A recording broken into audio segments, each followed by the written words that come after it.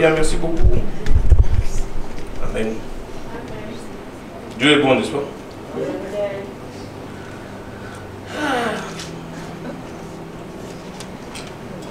Vous avez une bonne semaine? Intéressant, bonne semaine. Bonne semaine. Okay. Mais si ça vous intéresse, moi aussi. Je dis ça, je dis rien. Non, non, je rigole. Le message de ce matin pour titre, lève-toi et sers. J'ai l'assurance que le Seigneur veut que son peuple se lève pour le servir. Amen. Amen. J'aimerais qu'on aille dans 1 Thessaloniciens 5, 6 à 8.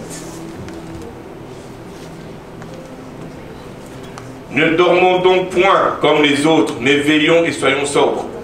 Car ceux qui dorment, dorment la nuit, et ceux qui s'enivrent, s'enivrent la nuit. Mais nous qui sommes du jour, soyons sobres, ayant revêtu la cuirasse de la foi et de la charité, et ayant pour casque l'espérance du salut. Amen. Pourquoi l'apôtre Paul nous dit de rester éveillé? Vous êtes posé la question? Avant d'aller plus loin, il est important de comprendre qu'il ne s'agit pas du sommeil naturel. On a besoin de dormir.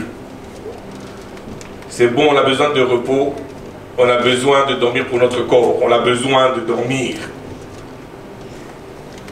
Vous me saisissez? Ici, il s'agit du sommeil spirituel. C'est-à-dire devenir indifférent aux réalités spirituelles et cesser d'être vigilant quant à l'œuvre de Dieu. Les chrétiens de Thessalonique qui avaient manifesté un zèle au début de leur conversion se sont refroidis en cours de route. Ils devenaient froids. Ils devenaient paresseux dans le Seigneur. Ils étaient très confortables dans leur confort spirituel. Ils aimaient ça.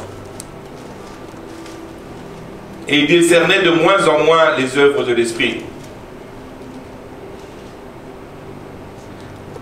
Ce sont des gens qui ils commençaient de moins en moins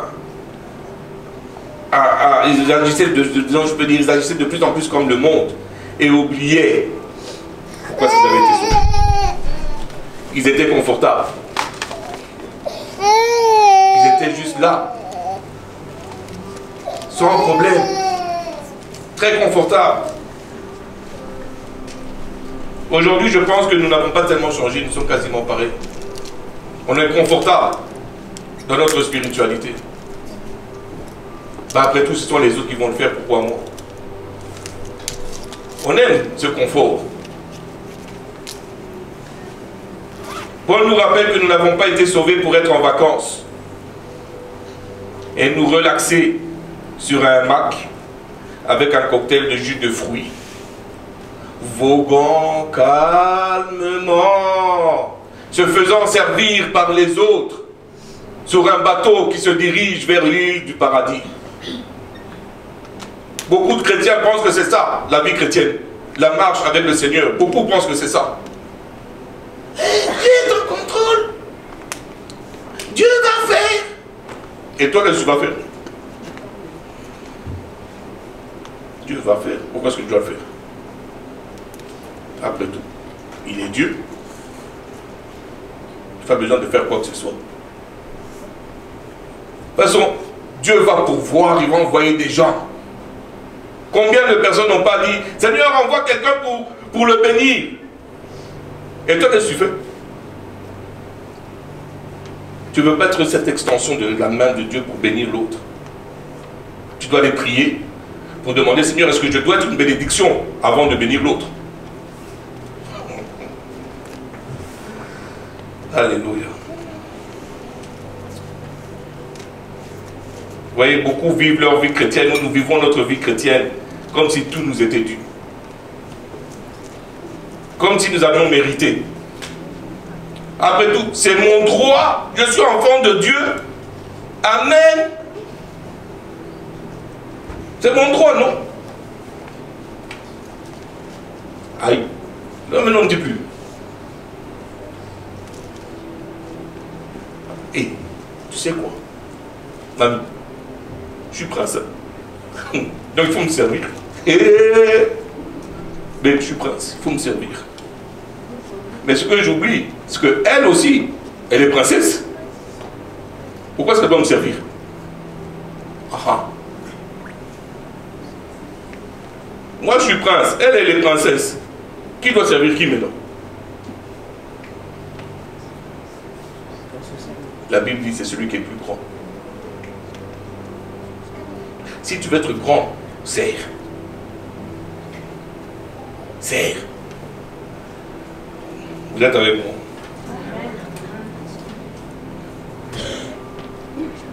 Bien aimé, nous sommes sauvés par amour, par grâce. Et le Seigneur nous appelle à le servir et à faire avancer son royaume. Mais comment allons-nous le servir si nous ne sommes pas réveillés spirituellement? Dites-moi. Comment? On doit constamment être allumé, être réveillé et éveillé aux choses de Dieu.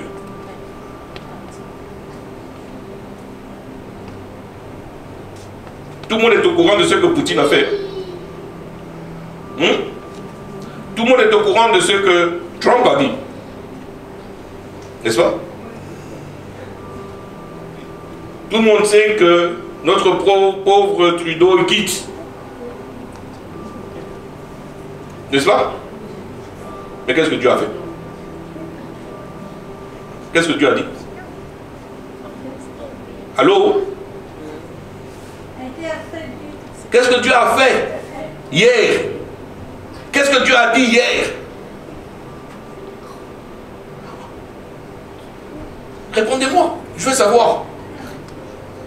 Qu'est-ce que Dieu t'a dit hier, personnellement? Qu'est-ce que Dieu a fait dans ta vie hier, personnellement? Même ça, on n'est pas capable. Parce qu'on est confortable dans notre spiritualité. On vogue sur le bateau, calme, avec un cocktail de jus de fruits. Et on s'endort.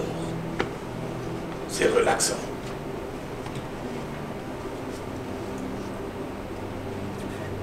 Amen. À quoi me sert d'avoir une ampoule la nuit lorsqu'elle n'est pas branchée ou allumée? Dites-moi. Il fait noir.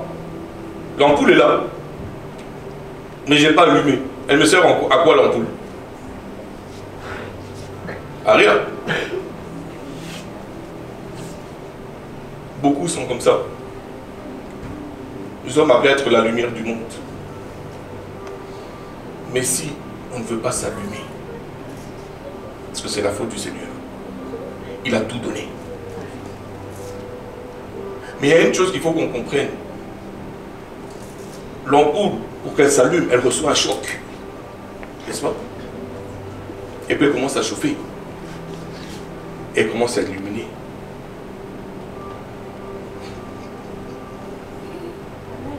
C'est pas dans ton confort que tu vas servir Dieu. On a entendu? C'est pas dans ton confort. Dieu va te ramener hors de ton confort. Il te dit, serre, tu dois recevoir un choc. Laisse-moi te guider, laisse-moi te briser, laisse-moi te façonner. C'est par mon feu que tu vas me servir. Non pas par ta tête, non pas par ton intelligence, non pas parce que toi tu veux, par tes émotions, mais c'est par mon esprit. Amen. Que tu vas me compte sur mon esprit et non pas sur. Si je devais compter sur ma tête, je ne serais pas là où je suis aujourd'hui. Je vous garantis. Je n'étais pas capable de parler à 4 personnes en même temps devant moi. Impossible. J'étais comme ça. Quand je ne les connaissais pas, impossible. La première fois qu'on me donne un micro dans l'église avec 400 personnes, le pasteur qui m'appelle de Nowhere qui me dit viens faire ton témoignage, je lui dis oh bon. Je suis fait, c'est fini. Dès que j'ai pris le micro, je sens l'onction qui me frappe. Je me mets à parler, le pasteur qui dit ok donne-moi le micro, maintenant je dis attends c'est pas encore fini. Parce que l'onction m'a frappé, la présence de Dieu. Si ça m'est arrivé, ça peut arriver à n'importe qui. Mais ce n'est pas par nos propres œuvres. Alléluia. Bien aimé, si on n'est pas branché au Seigneur, comment est-ce qu'on peut effectuer le travail qu'il nous demande d'effectuer? Parce qu'on a tous un travail. On a tous quelque chose à faire. Il ne faut pas qu'on se mente. En tant que chrétiens, nous sommes des fils et des filles de la lumière, n'est-ce pas? Ce qui veut dire qu'on a été appelés des ténèbres à la lumière. Qui nous a appelés et par qui on a pu faire ça? Par l'œuvre du Seigneur Jésus-Christ à la croix, pas par nos propres œuvres. Donc, si je suis appelé de ténèbres à la lumière, ce qui veut dire que je marche, je vis, je respire, je vis dans la lumière, dans le jour. N'est-ce pas? Vous me suivez? Parce que je ne suis pas sûr que vous me regardez. C'est pour ça que je veux m'assurer que vous me suivez. Ce qui veut dire qu'on a été séparés du monde, qui est ténèbres. Et nous sommes devenus des fils et des filles de la lumière, et filles et fils du jour. Ce qui veut dire qu'on porte les caractères de la lumière, on porte le caractère du jour, et non plus des ténèbres. Ok. On est tous d'accord avec moi? Oui. Quand il fait jour, on travaille, non? Oui ou non? Alors pourquoi on ne travaille pas? Pourquoi on ne tire pas? Parce que nous sommes appelés à servir. C'est la nuit où on dort.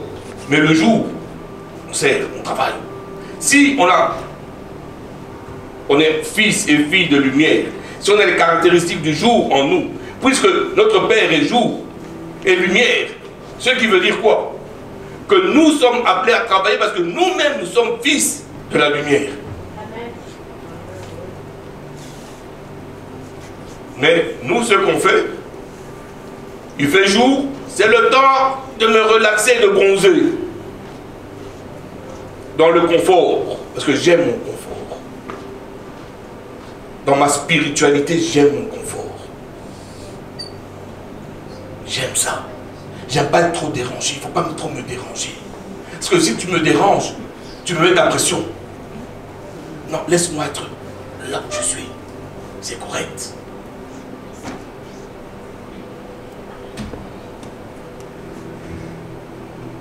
Allons dans le psaume 121:4. Voici, il ne sommeille ni ne dort celui qui garde Israël. Ou bien c'est écrit, voici, il dort et sommeille celui qui garde Israël.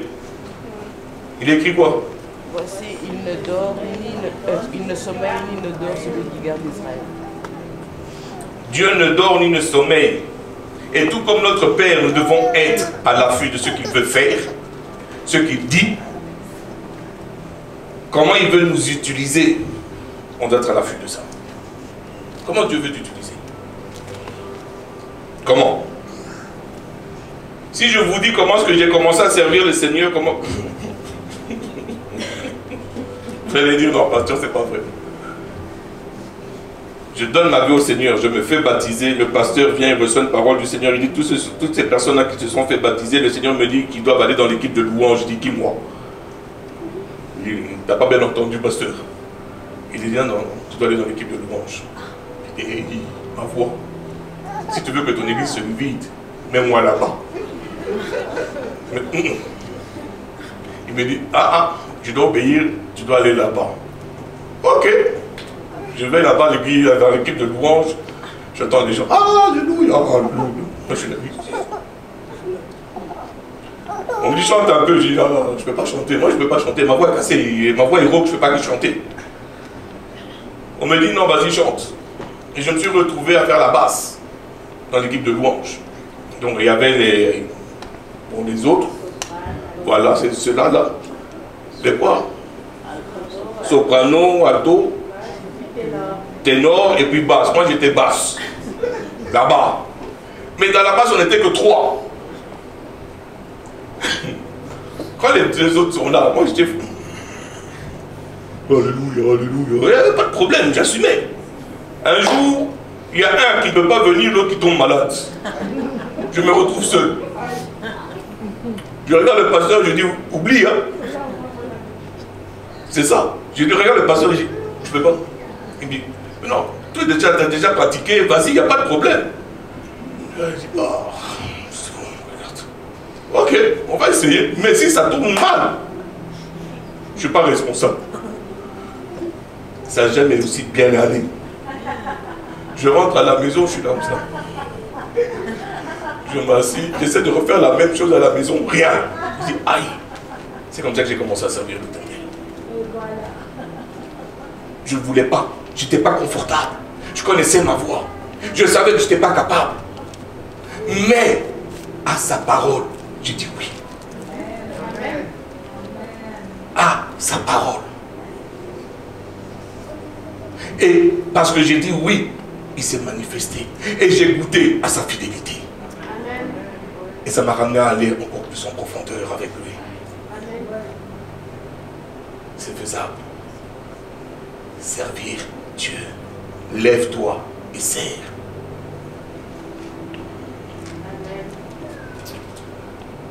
Alléluia.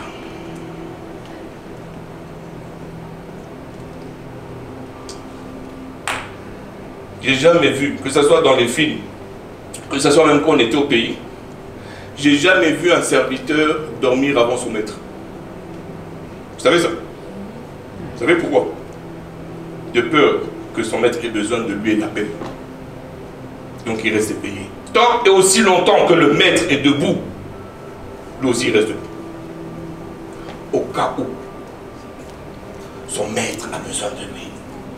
Si Dieu ne dort ni ne sommeille, et que nous sommes ses serviteurs et ses servantes, comment nous pouvons dormir?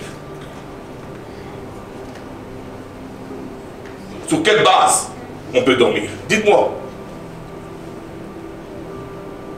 Comment? On va se permettre de s'allonger même. Le Père est là, le Maître appelle, Emmanuel!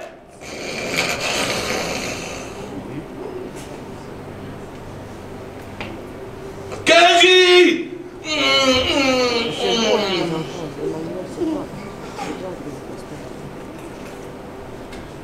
On le fait.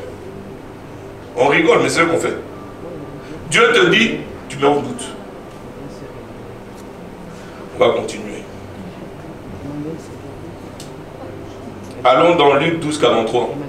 La version Semeur, qui dit ceci: heureux ce serviteur que le maître à son retour trouvera en train d'agir comme il le lui a demandé. Est-ce que vous êtes sûr que quand le Seigneur va revenir, il va nous retrouver en train d'agir comme il nous a demandé? On sera à l'œuvre. Est-ce qu'on est sûr de ça? Vous me dites un peu de répit, juste comme ça. Après tout, monsieur, je suis un être humain, j'ai le droit de me reposer. Hein. C'est vrai, non? Regarde, juste m'assoupir un peu. Juste un tout petit peu. Ça va me faire du bien. Juste pour reprendre des forces. Mais on fuit celui qui renouvelle nos forces. En voulant prendre nos forces. Toutes les raisons sont là pour ne pas venir à la prière. Toutes les raisons sont là pour ne pas venir à une activité de l'église. Toutes les raisons sont là pour ne pas venir à l'église. Toutes les raisons sont là pour servir le Seigneur. Mais Seigneur, utilise-moi. Ok. Mais comment? Puisque tu ne veux pas. Ah, Seigneur. Bien-aimé, il fait encore jour. La moisson est prête. Mais où sont les ouvriers? Dites-moi. Où sont les ouvriers? Où sont les serviteurs et les servantes de l'Éternel? Il y a un bon amusement là-bas derrière. On peut pratiquer nous aussi. Amen.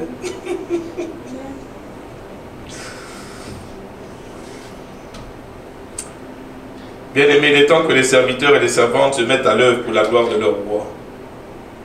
Et je vous garantis, la nuit arrive bientôt. Elle est proche, elle est là. La nuit est très proche.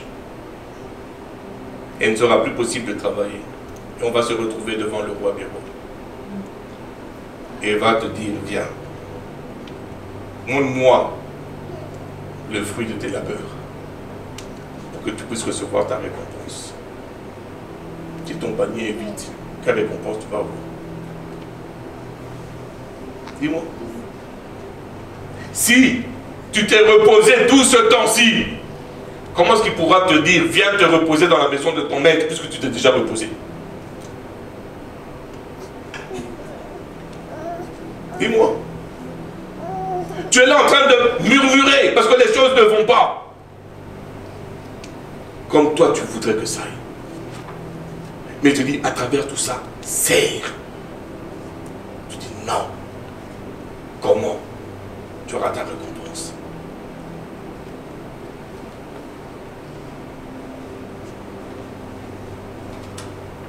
Comme je dis, chacun d'entre nous a une place déterminée et une œuvre à accomplir pour le Père. Chacun d'entre nous.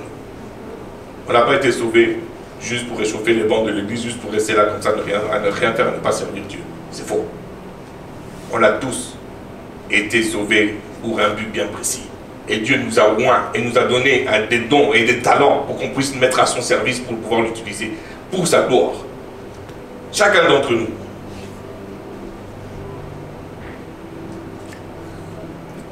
Et en tant qu'enfants de lumière, nous devons rester éveillés. Parce que bien aimé, la nuit est faite pour dormir et le jour est fait pour travailler. Et tant aussi longtemps que nous avons le jour, travaillons. Parce que notre Dieu ne dort pas, il ne sommeille pas, il travaille. Cette année, le moment de nous prélasser est terminé. Oui, je sais que le confort d'un lit tout fier en plein hiver, il n'y a rien de plus. Surtout quand tu regardes, il neige, tu rentres bien au chaud. Hein? C'est confortable. Pourtant, tu regardes ton montre, tu regardes la lampe, tu dis, ok, allez, il faut aller se lever, aller travailler. Et tu te lèves, et tu braves le froid, tu braves la tempête. Parce que tu dois aller travailler, ton boss t'attend. N'est-ce pas? Ça, on peut le faire. Mais spirituellement, Dieu va comprendre.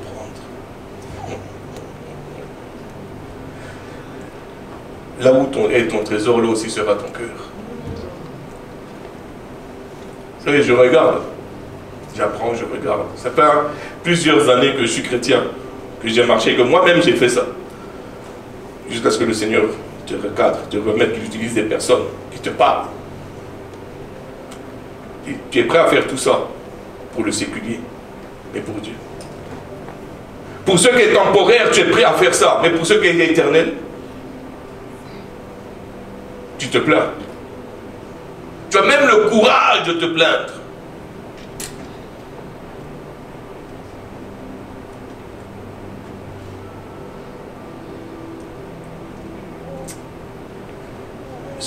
Ismaël, tu peux venir te coucher, s'il te plaît. C'est son lit que je préparais. Bonne nuit. Il se couche en plus.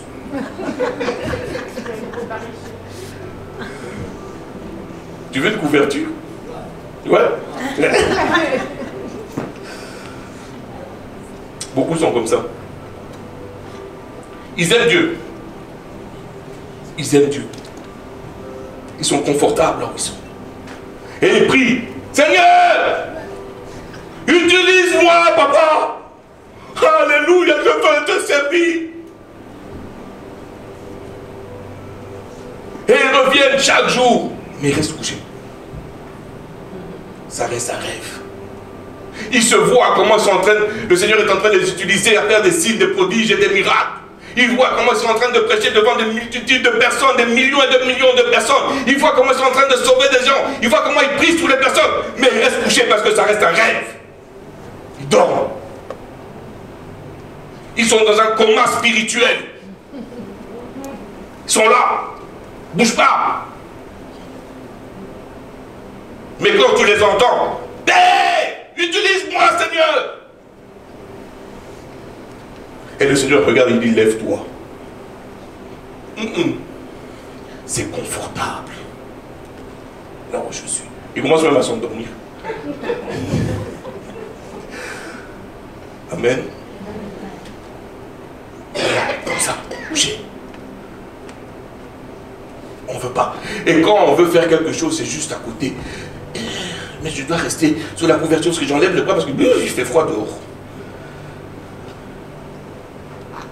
C'est comme ça qu'on est beaucoup sont spirituellement. Amen. Et il y a l'autre maintenant. Il veut servir le Seigneur, il va se lever. Lève-toi. Et il entend la voix du Seigneur. Il lit ce que la personne, le Seigneur dit dans sa parole. Et il commence à servir maintenant. Là, il commence, vas-y, sers. Fais comme si tu servais. Bon, ramène-moi une bouteille, au moins tu me sers. Non, c'est faux. Non, merci mon grand, merci. Merci.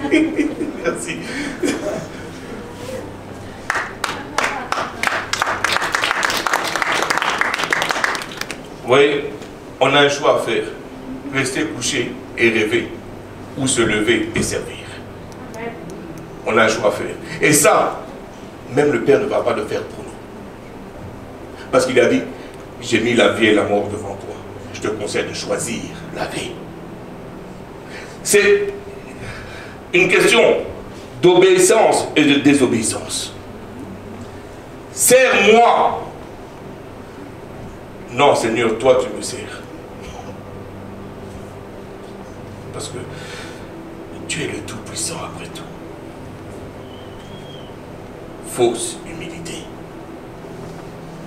Je me soumets, Seigneur, à ta grandeur pour que tu puisses me servir. Alléluia.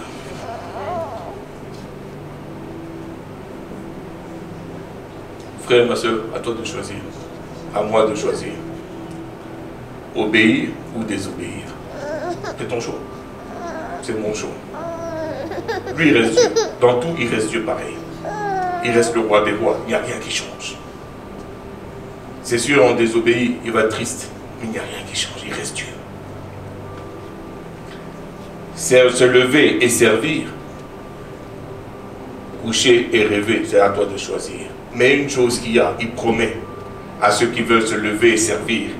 Il promet ceci, de nous donner les ressources nécessaires pour veiller avec lui. Allons dans Romains 8:30.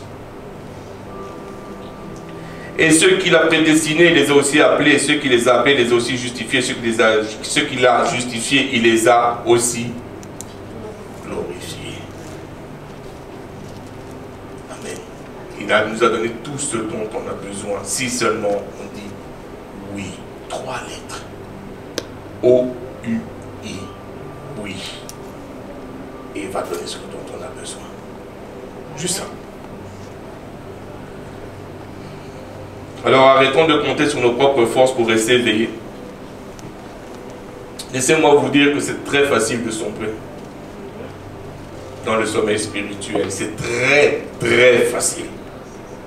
La parole nous dit de regarder la fourmi. Pourquoi? La fourmi ne prend pas de repos.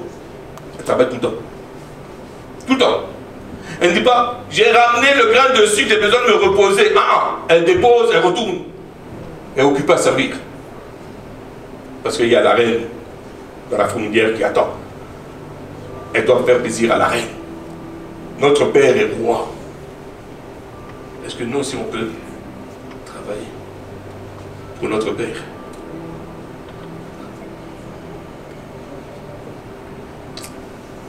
Soyons vigilants. Parce que sans la vigilance et la sobriété, nous pouvons subir l'influence des différents moyens d'étourdissement auxquels nous faisons face chaque jour. Aujourd'hui, c'est tellement facile de se laisser être étourdi. Netflix. Tu as quoi l'autre encore? L'autre, comment ça s'appelle? Crave. Hein? Prime. Internet. Tubi. Tubi. Bon, lui, Tubi. Quoi d'autre encore? TikTok.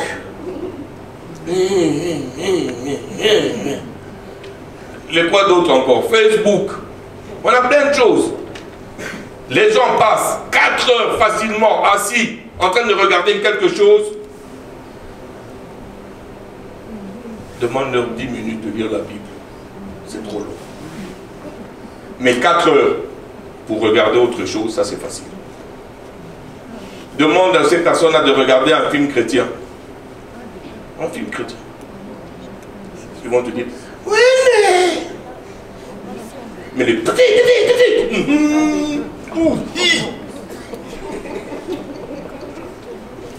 hein? De là même à venir, ça c'est des films de gars, ça c'est des films de filles. Et les films des enfants de dessous. Hein? Tout le monde est là avec des romans. Ah, moi j'aime lire, hein, on va à la bibliothèque pour lire. C'est le livre qui te donne la vie. Amen. Amen. Ça devient le porte-poussière. Attends, j'ai ma Bible. On va nettoyer.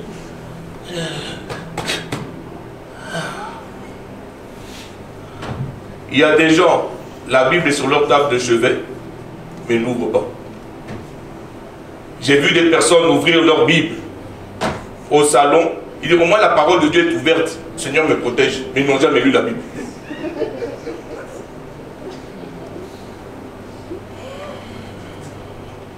J'ai vu. Je mens pas.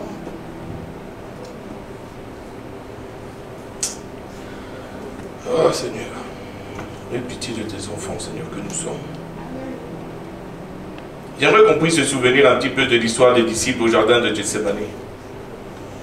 Au moment le plus crucial du combat de Christ, les disciples qu'il avait amenés avec lui ont succombé au sommeil. Allons dans Matthieu 26, 40. Et il vint vers les disciples qu'il trouva endormis et il dit à Pierre, vous n'avez donc pu veiller 1 heure avec moi. Imaginez-vous un petit peu la tristesse de Jésus. Il dit, je vous ai pris. Vous m'avez accompagné pendant 3 ans. Vous savez qui je suis. Toi-même, Pierre, tu as dit que je suis le Christ. Et je dis, viens, accompagne-moi, prie. Et je reviens et vous dormez. 1 heure, tu n'as pas pu rester éveillé. 1 heure. Et la même question t'est revenue aujourd'hui. Je t'ai sauvé. Je suis allé à la croix, tu reconnais que je suis roi, Seigneur et Sauveur. Et je demande de veiller 1 heure avec moi. Et je reviens, tu dors.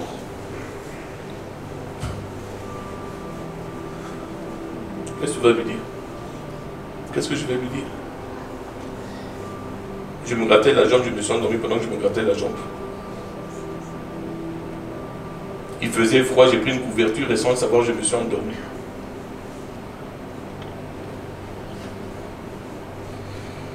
Bien aimé, que cette année nous puissions marcher dans l'esprit, afin que nous ne puissions pas dormir, que nous puissions demeurer sobres et prêts à servir le Seigneur notre Dieu.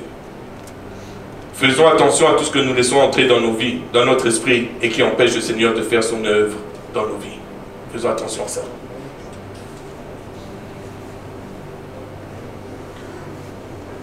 Le Seigneur nous appelle cette année à veiller avec lui et à rester attachés à son esprit. Il nous appelle à être puissants non seulement en parole mais aussi en œuvre.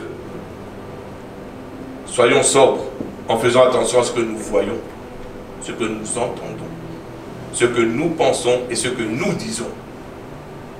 On doit faire attention à ça.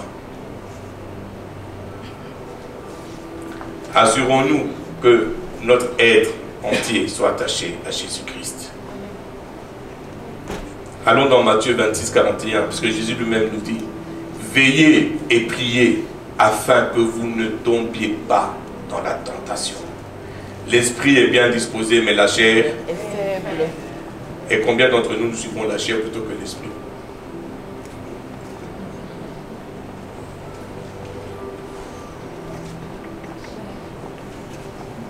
Et non, laissez-moi vous dire,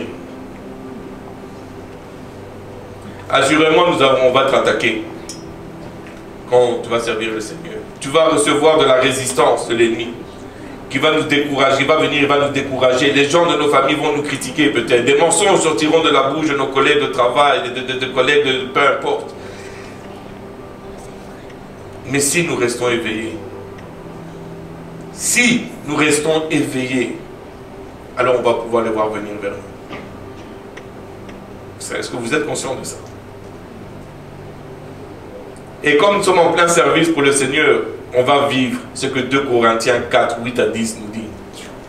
Nous sommes pressés de toute manière, mais non écrasés. Désemparés, mais non désespérés.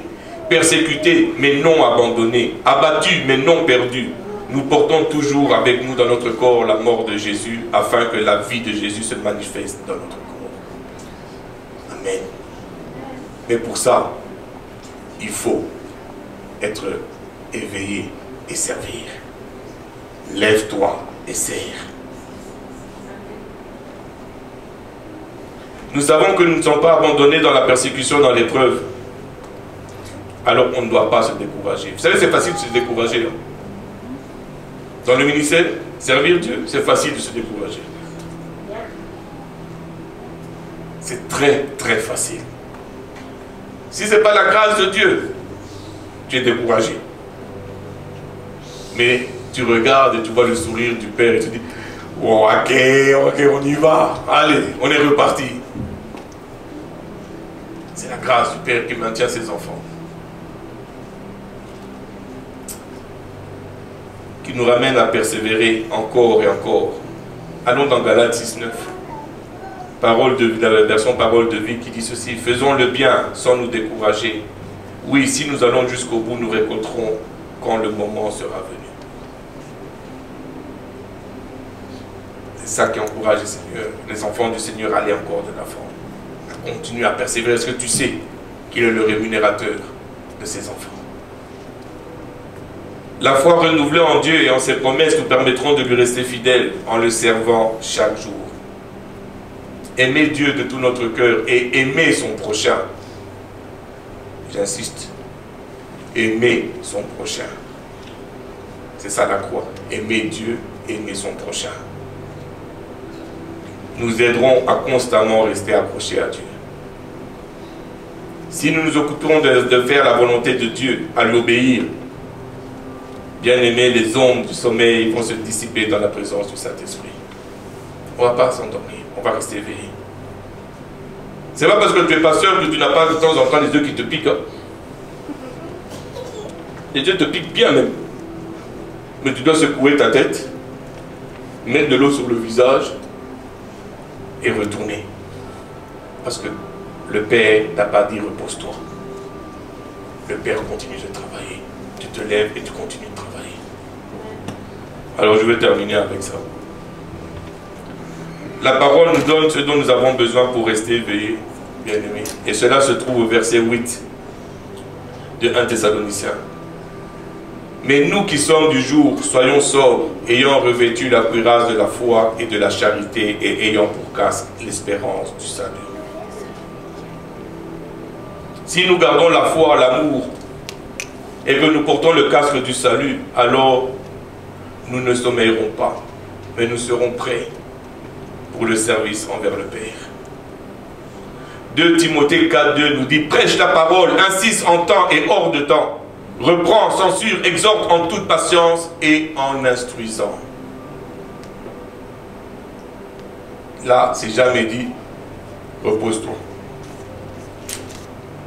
Bon temps, mauvais temps, instruis, prêche la parole. Sers. Alors que cette année, nous puissions nous mettre debout, nous lever et entrer dans l'appel que le Seigneur a mis dans nos vies. Que cela soit de manière individuelle ou collective. Ne sommes-nous pas fatigués de rester couchés et de dormir spirituellement? Vous n'êtes pas fatigués? Je ne suis pas fatigué. Il n'y a pas de courbature. Hein? Quand tu te retournes, tu n'as pas un peu mal au dos. J'ai dormi trop longtemps sur ce côté. Quand tu regardes ton dos, tu vas voir les traces du hamac qui sont là bien dessinées. Tellement tu as dormi. Cette année, lève-toi. Dieu te donne la puissance de marcher. Il te donne la force dont tu as besoin pour exécuter ce pour lequel il t'a envoyé. Le vent va siffler autre chose. Il vous a été dit. Mais moi, je vous dis. Moi, je t'équipe. Moi, je te donne ce dont tu as besoin. Et ce dont tu as besoin, c'est le Saint-Esprit. Lève-toi et marche. Serre.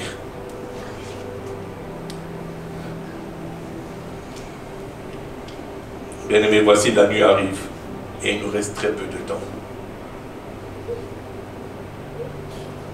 Quelle récompense recevras-tu si tu dors?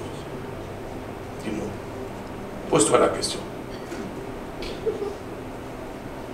Et réponds sincèrement à cette question-là. Quelle récompense tu vas recevoir si tu dors?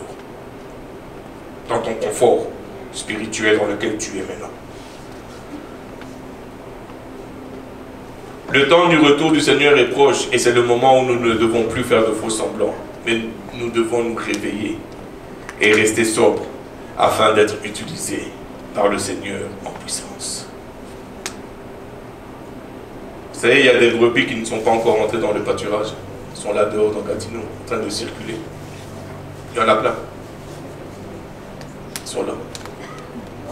Elles font une ligne pour aller à l'abattoir. Et le père vient et dit, hé, réveillez-vous, jeunesse. Réveillez-vous, jeunesse. Ces âmes-là, ces brebis, je les appelle dans mon pâturage. Réveillez-vous.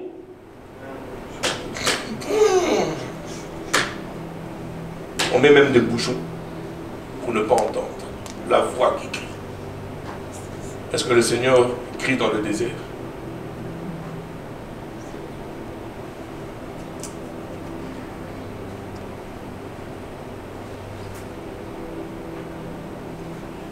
Temps de se réveiller et de rester éveillé.